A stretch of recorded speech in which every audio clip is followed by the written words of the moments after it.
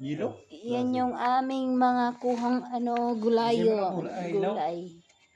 Kamay lang. Pahingi ako ng chay. Ngayon gataan. Na. Kahit na naghihirap. Picture na ito. Di may ito video. Video.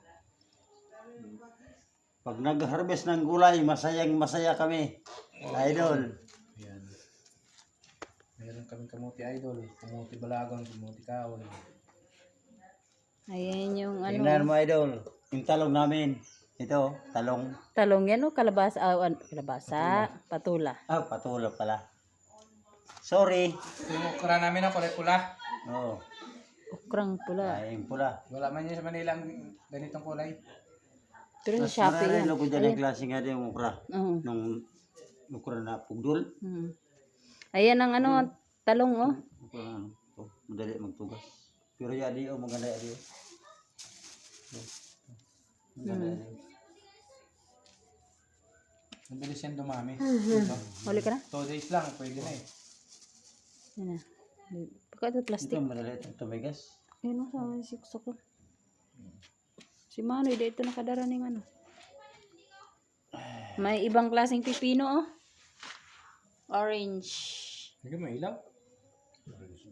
Pagka-arog sa Yellow. pagka-arog talaga sa ng kulay entero sa bunga, yellow yan talaga. Entero talaga, ganyan. Yan talaga saan? Yellow talaga siya. Ganun talaga kulay niya. Akala ko nga, yan na, nalaya. Hindi pa. Ginanang ko green man. Sa loob.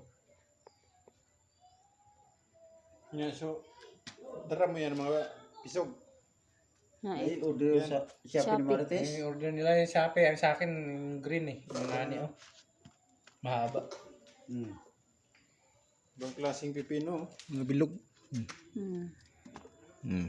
Kaununon. Mursak mga bayabas. Na? Kalabasa. Kala ko nga, talong siguro to. Ay yung kamatis. Parang kamatis na hilaw. Kulang yung kalabasa di nakuha sa bukid, pugat. Pati upo. Siling fresh. Idol oh. Ang sarap. Gida.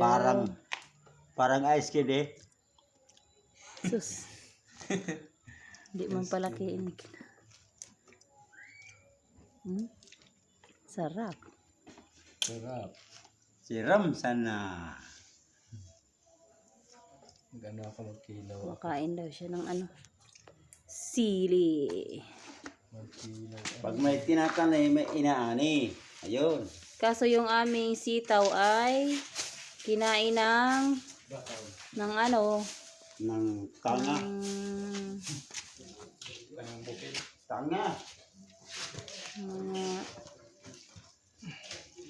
Tumpok ni guys.